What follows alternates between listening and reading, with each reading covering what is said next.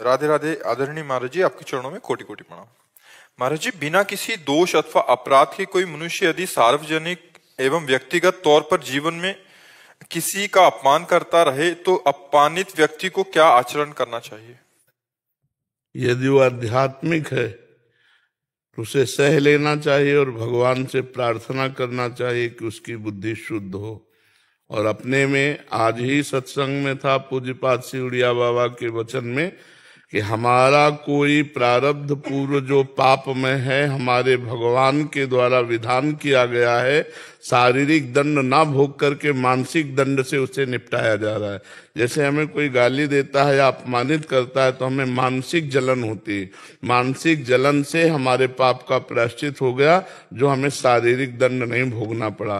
तो हमारी कोई निंदा करता है या हमारा अपमान करता है या तिरस्कार करता है तो भगवान के विधान से हमें पवित्र किया जा रहा है। कबीरदास जी कह रहे निंदक नियरे राखिए आंगन कुटी छवाए। अपने सामने रहे, पास रहे, बिना साबुन बिना पानी निर्मल करे स्वभाव।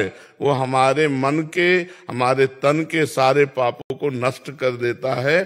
जो श्री पाद प्रबोधानंद जी महाराज कह रहे सम्मानम कलयाति घोर गरलम नीचापमानम सुधा श्री राधा मुरली धरो भज सखे वृंदावन मात्यज। सम्मान विष है जो हमारे पुण्यों को नष्ट करता है, और अपमान अमृत है जो हमारे पापों को नष्ट करता है और पुण्यों को बढ़ाता है। इसलिए मुझे जो आध्यात्मिक है उसे सहना चाहिए, और जो एकदम सांसारिक है तो सहेगा ही नहीं, वो प्रश्न ही नहीं करेगा, तो सठे साठ्यम समाचरित, वो दुष्ट के साथ दुष्टता का ही व्यवहार करेगा। लेकिन आध्यात्मिक ऐसा नहीं। करत जे अनसहन निंदक तीनों पे अनुग्रह करो। जो तुम्हारे अनसहन अपमान करते हैं, निंदा करते हैं, उनको भी सह कर उसका मंगल मनावे, ये आध्यात्मिक स्थिति है। इससे हमारा मंगल होगा, हमारे पाप नष्ट होंगे, हमारे भगवान प्रसन्न होंगे। जीवन का परम लक्ष्य है भगवान की प्रसन्नता। किसका प्रश्न था, समझ पा रहे हैं आप? इसमें कोई संशय? जी। आचार्य सतीश पांडे जी, जबलपुर से। जी। पूज्य महाराज जी, आपके चरणों में कोटि कोटि प्रणाम। महाराज जी, ये कह रहे हैं कि आप एक मंदिर में पुजारी थे, वहां इनको ठीक नहीं लगा माहौल, तो इन्होंने वहां का त्याग कर दिया।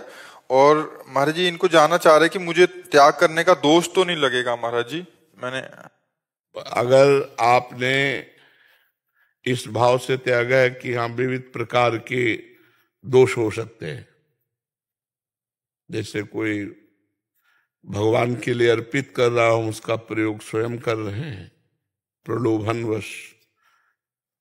जैसे आप पूजा करते हैं तो आपकी पेमेंट होगी। नहीं गुरुजी, मेरे वहाँ ऐसा कुछ नहीं था। वहाँ पर ये था कि मेरे साथ फॉर्मेलिटीज होने लगी थी, मतलब इससे आप मिलो, इससे ना मिलो। तो मैंने कहा मैं नहीं, फिर भी आपको तो जो चढ़ौका चढ़ता होगा वो, उससे मेरा कोई मतलब नहीं रहता था। अच्छा। सेवा देता था मैंने, तो फिर आपको छोड़ना नहीं चाहिए। फिर सेवा में क्या परेशानी? मुझे कहा गया कि आप इससे ना मिले, इससे मिले। वहाँ राजनीतिक स्थितियां बनने लगी थी। आप प्रपंच हाँ, तो भगवान की सेवा में आपको सावधान रहना चाहिए। आपको किसी से मतलब आपके ऊपर शासन होगा। जी, शासन हुआ, तो फिर नहीं करना चाहिए। इसके साथ फोटो न खिंचाए। हाँ, ब्राह्मण था। हाँ, सेवा देता था गुरु जी। हाँ, मैंने 18 वर्ष सेवा करी उन भगवती की। हाँ। और फिर मुझे लगा कि यहाँ पर प्रपंच हो रहा है, यहाँ पर छोड़ देना चाहिए। आप सुनता था। जी। पर वो इष्ट की जिनकी सेवा की हो तो दोस्त तो नहीं तो अब इष्ट को विराजमान कर लो छवि रूप में अपने घर में, और उनको पाठ सुनाओ और उनका नाम जप करो। वो भी मुझे बुलाते, सब चाहते हैं, और कुछ लोगों के कारण मैंने उसको छोड़ा। बस कोई बात नहीं, आप सरल हृदय हैं। जहां भी आप प्रभु को विराजमान करके आराधना करेंगे, वो आराधना स्वीकार कर लेते हैं। कि जो और लोग हैं मुझे यजमान थे, तो मैंने किसी के पास नहीं जाता। कोई बात नहीं है, भगवान को यजमान बना लो, वही सबसे बड़े यजमान है। हाँ, भगवान का नाम जब करे। देखो, हम इस विधान से कि अगर आप में इतनी विवेक प्रणाली होती कि सबकी बातें हटाकर अपने इष्ट से केवल मतलब रखना, तो वो आपका अधिकार नहीं है, क्योंकि आपके ऊपर शासन है वहां। तो इसलिए छोड़ देने में कोई दोष नहीं लगता है। नहीं तो हम आपको यही कहते पुनः सेवा कीजिए। पर वहां जब आपके ऊपर अधिकार दूसरों का है कि हम जैसा कहें वैसा सेवा करो, तो फिर नहीं करना चाहिए। फिर अपने छवि विराजमान घर में करके भगवत आराधना करनी। और आप निष्काम करते थे इसलिए वो सेवा व्यर्थ नहीं जाएगी, आपको आगे उसका फल मिलेगा। और सबसे बड़ा फल है कि आपके आंसू गिरे, यही फल है। हम भगवान के लिए रो दें, हम प्रभु की सेवा के लिए व्याकुल हो जाएं, हमारे हृदय में तपन हो इस बात की, यही भक्ति का फल है।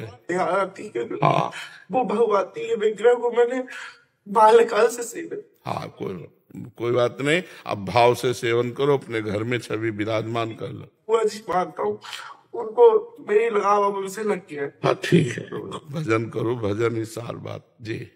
संजय शर्मा जी। राधे राधे। राधे राधे महाराज जी। महाराज जी, ज्ञान क्या है? ज्ञान को पाने के लिए क्या शिक्षा आवश्यक है, या ज्ञान को भक्ति से पाने का तरीका उच्च है? हाँ, भक्ति से पाने का तरीका उच्च है। स्वरूपानुसंधान भक्ति रेव गरीयसी, भगवान शंकराचार्य जी ने, गरी से माने श्रेष्ठ। स्वरूपानुसंधान अर्थात ज्ञान, आत्मस्वरूप का ज्ञान प्राप्त करने के लिए सर्वश्रेष्ठ साधन भक्ति है। पर कुछ स्वाध्याय भी जरूरत है। जब हमें पता ही नहीं कि मुझे किस मार्ग से जाना है, उस मार्ग में कितने किलोमीटर हैं, कितने किलोमीटर बाद हमारा लक्ष्य मिलता है, तो फिर ऐसे चलते ये हम हार जाएंगे ना। इसलिए हमको सबसे पहले इस मार्ग में गुरु का वरण करना चाहिए। गुरु के वचनों के अनुसार जब हम चलेंगे तो मंजिल बहुत दूर है पर बहुत नजदीक हो जाती है। और जब हम भगवान की आराधना करते हैं तो मंजिल चलनी ही नहीं पड़ती है, हृदय में ही ज्ञान प्रकट हो जाता है।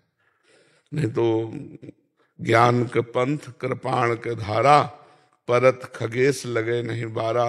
ज्ञान का मार्ग बोले नंगी तलवार पे चलना है, बहुत कठिन होता ना, क्योंकि पूरे संसार के राग का नाश करना है।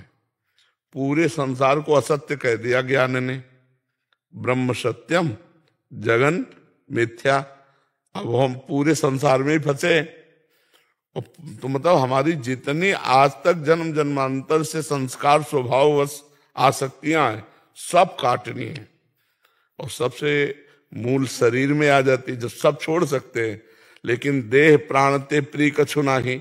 सबसे ज्यादा प्रिय देह और अपने प्राण है, और इनकी भी परवाह छोड़ देनी है, तब हम ज्ञान के मार्ग में चल सकते हैं।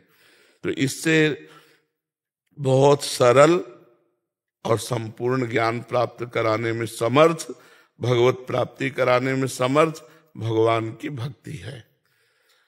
अब जैसे शरीर का राग त्यागना और शरीर को समर्पण करना, दोनों बात एक है, लेकिन राग त्यागना बहुत कठिन है और समर्पण करना सहज है।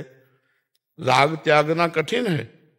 मैं शरीर नहीं हूं, अब सर्दी लग रही तो शरीर में तो लग रही, लेकिन आप महसूस कर रहे हैं ना कि आपको सर्दी लग रही, तो अज्ञान है। सर्दी किसको लग रही? आत्मा को लग नहीं सकती। और पंचभूत जड़ है, इनको लग नहीं सकती, तो भ्रम ही तो है। तो भ्रम है तो उतार दो जैकेट, ज्ञान का पता चल जाए, है नहीं? पर है ना कि हमें सर्दी लगती है। भूख प्यास प्राणों का धर्म है, देखना सुनना इंद्रियों का धर्म है, संकल्प विकल्प मन का धर्म है। आप सबसे अलग हैं, लेकिन आप सबसे अलग नहीं हैं। आप देख रहे हैं, आप खा रहे हैं, आप सूंघ रहे हैं, आप भोग रहे हैं, क्योंकि आप शरीर भाव में हैं। इसी को अज्ञान कहते हैं। अब इस अज्ञान को त्यागना बड़ा कठिन है नहीं कठिन? अब हम क्या करते हैं, इसको घुमा के त्यागते हैं। बोले भोजन हमें ये पसंद है तो भगवान को भोग लगाओ, अब वो प्रसाद हो गया, अब वो राग नहीं करेगा, अब वो बांधेगा नहीं, नुकसान नहीं करेगा, वो आपका मंगल करेगा। प्रसादे सर्व दुखानाम हानिरस्य उपजाते। परिवार में बंधे तो नाथ सकल संपदा तुम्हारी, मैं सेवक समेत सतनारी। हे नाथ, पत्नी पुत्र परिवार सहित मैं आपका दास हूं। बात वही हो रही है, राग का त्याग। लेकिन वो राग का त्याग करना अत्यंत कठिन हो, ये राग का समर्पण, भगवत समर्पण। इससे बहुत जल्दी ज्ञान प्राप्त हो जाता है। पर जब हमारे हृदय में लक्ष्य प्राप्त हो जाए ज्ञान प्राप्ति के लिए, तब ये बात हो सकती है। तो हम सुमिरन परायण हैं। पहली बात तो भक्ति का प्रधान स्वरूप देवर्षि नारद जी ने बताया, तदर्पिता अखिलाचारिता तद स्मरणेन परम व्याकुलते थे। जो सारे आचरण भगवान के लिए करता है, जो भी कर्म, व्यापार, नौकरी, सब भगवद अर्पित करता है, और इतना नाम सुमिरन में प्रियता हो गई कि अगर एक क्षण के लिए भी छूट जाए तो व्याकुल हो जाए। जैसे मछली को पानी से अलग करो तो तड़पने लगती, तद विस्मरणेन परम व्याकुलते थे। तो ये भक्ति फिर शुद्ध ज्ञान प्रकाशित कर देगी। हर समय देखो, जब संसार का चिंतन होता है तो हमारा हृदय मलिन होता है, जब भगवान का चिंतन होता है तो निर्मल होता है। तो हम राधा राधा राधा राधा राधा राधा हर समय जपें तो हमारा हृदय निर्मल, और निर्मल हृदय में ज्ञान प्रकाशित हो जाता है। मलिन हृदय में अज्ञान होता है, निर्मल हृदय में ज्ञान होता है। मलिन हृदय संसार को सत्य मानेगा, और निर्मल हृदय सब में भगवान है ऐसा सत्य मानेगा।